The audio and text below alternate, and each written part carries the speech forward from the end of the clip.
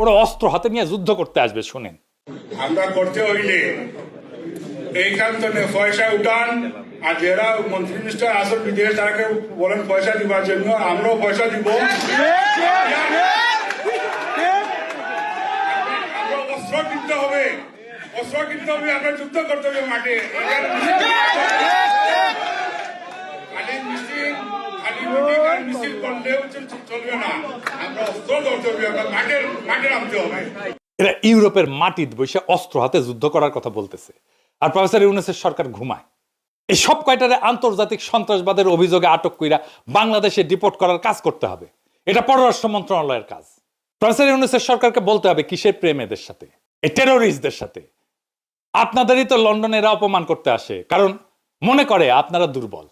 একজন ভালসুন পররাষ্ট্র উপদেষ্টা রাখিছেন, মাইয়ার বাচ্চা সামলাইতে ওনারা আমেরিকা যায় বসে থাকতে হয় মাঝে মাঝে। পারবেন না তে বাল ফেলাইতে বসে আছেন কেন মিয়া?